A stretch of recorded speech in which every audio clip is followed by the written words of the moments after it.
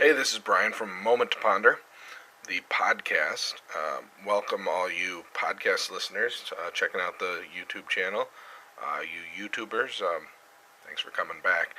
This is the worst way to do this episode that I could possibly come up with, but all the ways I was trying, it just wasn't working any other way, and I didn't have time to mess with it anymore. So this is how you're getting it. I'm sorry it's janky. But this episode is going to accompany the podcast episode, which goes a little bit more into depth. So if you want to check that out, that's fine. Also, there will be some further documents and stuff like that on the Moment to Ponder blog page at www.momenttoponder.com. Oh, there's a cat on my butt. Alright, see, this is already moving around. This is getting janky. I'm sorry about this, guys. Tried to do it a different way, and no such luck. So this episode's about getting started with food and other preparedness items, which I apparently forgot on the slide. Getting started with food preparedness. So we can get started, We can get started with our food preps for approximately $375 a person for a 3-month supply. I've also included some other non-food preps to show what a more comprehensive plan could cost. But note, this is by no means a complete plan. It's merely an example of how it could be done. You know, something to take a moment to ponder about. There's lots of things in here that are less than optimal. They'll get you by. It's to get you thinking and, a possibility to just get you started. Okay, so here's the assumptions. The first two people in my calculations are adults. Any additional people are children. Approximately 2,000 calories per day per person. That's not hard and fast exactly 2,000. You may need more if you're doing heavy work. If it's a week-long power outage or something like that, 2,000 will get you by. 1,500 will probably get you by. So there's some flub room here. 1 handgun per adult. That's why I said the first 2 people are adults and the next 2 are kids. The bread listed in these recipes are from my no-knead bread recipe, which is here on YouTube. It's also on the Moment to Ponder podcast. So all sorts of places to check that out. Super easy. Add a bottle of multivitamins or 2. I didn't add that into my calculations. Can't cost more than a couple bucks, so check it out. The grocery list is most but not all ingredients. I didn't include salt or yeast in there because technically you could make this bread, not my bread, but other breads, with a sourdough starter where you wouldn't need any yeast at all. I forgot to check out the price when I was at Walmart. Whatever you want to do. Yeast doesn't store all that well, so you can kind of make a mother. There's all sorts of things. So I didn't include some of these things. But they're not high price items. Yeast isn't cheap, but salt, you can get a ton of it for $5, The items listed with partial servings per can. So you'll see on the spreadsheet, if you choose to download it, the cans, some of them have 3.5 servings. Well, when I calculated up how many cans I need, I only counted that as 3 servings. And if you add some spices or Kool-Aid or mixes like that, for another $20 a head in spices, Kool-Aid, drink mixes, things like that, you could wouldn't hurt, and it would make the menu a lot more with a lot more variety. So here's the breakfast menus I came up with. Menu 1, approximately 340 calories, oatmeal, a little bit of sugar on top, some canned fruit, and this isn't included in the calorie count or whatever, but if you had, some Tang mix or something, that wouldn't probably add all that much to the price. Menu 2, some pancakes and some syrup, and again, you could add some juice mix or powdered milk, which I didn't include. These are kind of bland menus. I created a total of 2 menus per meal just to show variety, so it wasn't like rice and beans every day. I could make this a lot cheaper if I just said rice and beans, or rice and beans and bread or whatever. Yeah, you could live on it, but you wouldn't want to. This is a little bit more variety, and with a little creativity, you could make several different more menus out of this stuff. The lunch menus. Menu 1, beans and rice with some tuna, some fruit, some canned vegetables, some bread. Menu 2, ramen noodles, canned chicken, some vegetables, some bread. I could have gone, like the tuna, I put tuna and Spam and, some of these things. Not all these things are the vegetables. They're not all dried or super long-term storables. A lot of this is canned stuff. One of the reasons I did that is you could use these in your daily. You could store a bunch of them, use them daily and replace them, and then they won't go bad. You don't need these 20-year-long food storage things. By the way, all the prices I used, most if not all the prices I used for the food was straight off the shelf at Walmart, taken last week. So in late October of 2011. Supper dinner menus, depending on where you are, what you call it. Menu 1, approximately 1,000 calories. 2 servings of pasta, spaghetti, whatever. 2 servings of pasta sauce.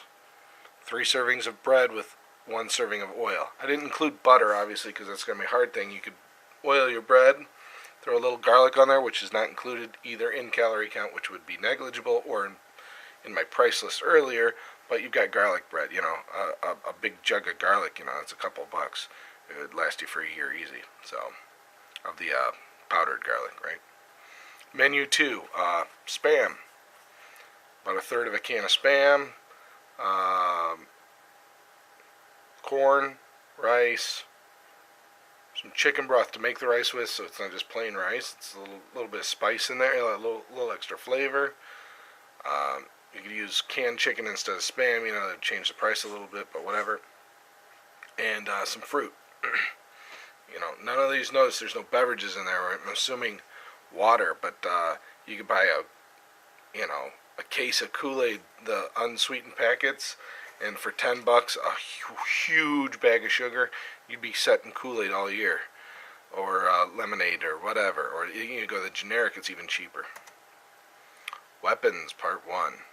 One of the things I included in this list, in this quick spreadsheet, and like I said, you can download it from www.momenttoponder.com. The whole spreadsheet, how I created it, plus this whole card deck, it's all there, and it'll be downloadable by the time this video goes up. So, weapon number 1. Again, these are in no particular order other than the order I put them in the spreadsheet. So it's 1, 2, 3, and 4. Your basic battery. This is the 22 caliber rifle. A Marlin 795 is probably the most versatile. That's one of the reasons I put it as number 1. It's one of the cheapest. It's not the cheapest, but it's one of the cheap. They're all actually about the same price, other than the shotgun. So it's about $150 for the rifle. Magazines / clips. Don't get on me about that. $12. Marlin calls them clips. Or actually calls them clip magazines. So don't get mad at me for calling them clips. It's not wrong. Ammo is dirt cheap. So $20, $22 for 500 of them. So I put a lot of that in there. This can be used for hunting, defense, practice, anything. Weapon number 2 is the Mossberg 512 gauge shotgun. Approximately almost $300 there. Use double aught buck for defense. That's just because I had the pricing for double aught buck. I'd actually probably use number 4 buck, but that's a whole nother podcast or video. Bulk ammo, number 6, number 4, number 9, number 8, whatever, for practice and hunting use. You can use it as a hunting and a defense weapon. Weapon number 3, high point 9mm handgun. Oh, that's a piece of Hey, we're talking budget, getting started. If you've got more money, don't buy a high point. All right? I am putting the cheapest yet fairly good quality weapons on here because it's supposed to be uh, getting started. If you know weapons and you need to get training on all these anyway, but if you can't afford $500 for a couple handguns, but you can afford $150 for one, oh hey, let's try that. Let's get started there, and then when we got more money, maybe we can work our way up. So that high point 9mm is about 150. Some extra clips slash magazines, using Federal Hydra-Shock 9mm ammunition for defense.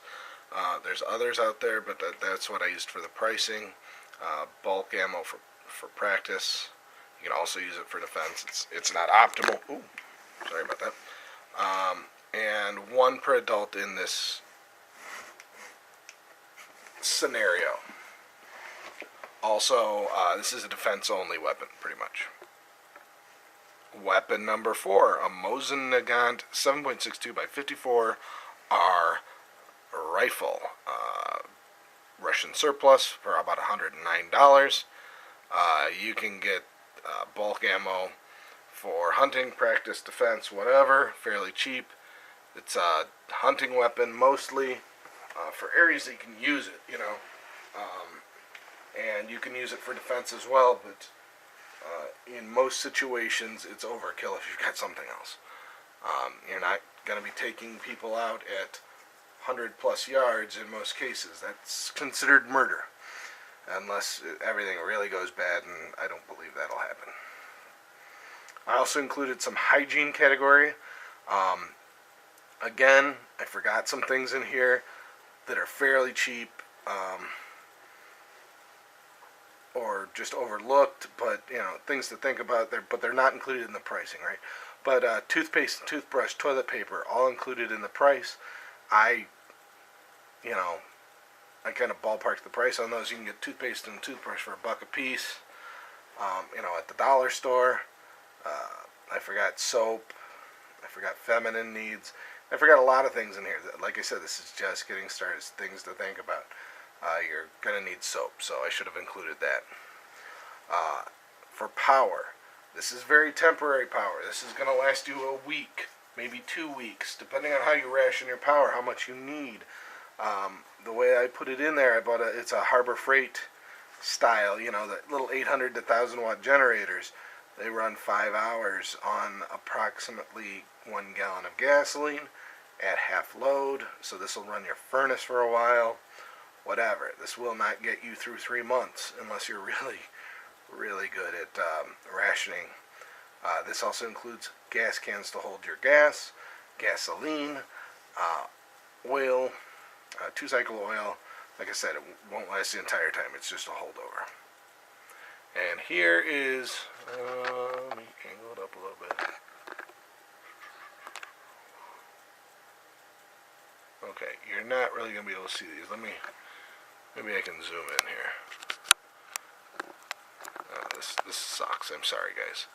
Alright, so, one person for 3 months. The food, approximately $372.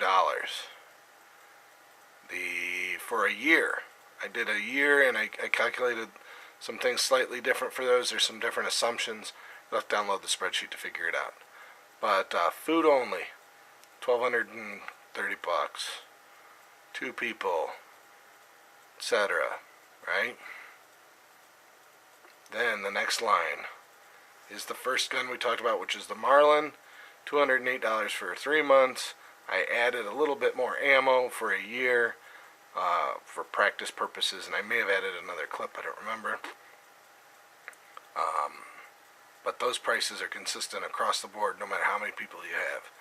Gun 2 is the shotgun. I added some slightly more practice ammo for the year versus 3 months. Gun number 3, it says 1 for 1, 2 for 2 plus. So if there's 2 people, you get 2 of these. If there's 3 people, you still get 2. So the price is going to be the same there. So there's your 1 person, 2 person, 1 year and 3 month packages. 3 months is first, 1 year second. And gun 4, the Mosin Nagant, it's 1 no matter how you look at it. Again, a little bit more ammo. Miscellaneous hygiene. Oh, one of the things I forgot in the miscellaneous hygiene was garbage bags. That is included in this price. So that's some quantity per year per person. It all adds up. Power. What I did for why it's more expensive for a year, I didn't add more gas. I added another gallon of 2-cycle oil. On the off chance that you can scavenge some gasoline. And maybe you'll be able to keep it running for a while. And then so here's the total for, if you're just looking at food, there's your total. If you're looking at all the stuff I talked about, it's $1,700 per person, ballpark, for the first year, or for the first month. When you make it 4 people, it's $3,200. All these things to think about. We'll widen it up a bit here. Again, and you're probably not, I can't see it on this tiny little screen, but you might be able to make out some of those numbers, so I'll leave them there for a second. Again, go ahead and pause if you want to see these, because I'm moving on to the next slide. So to get all that information, the spreadsheet I used to calculate it, and all its misspellings and all that stuff, right? Excuse me. Go to www.momenttoponder.com. This should be listed under episode 65, if I'm not mistaken. So go to episode 65. There'll be links for everything there. Please subscribe to the channel. That button's up there. You can like and comment down here. Check us out on the blog, again, momenttoponder.com. Facebook, A Moment to Ponder Podcast. And Twitter, momenttoponder. And thanks, and as always, have a great day.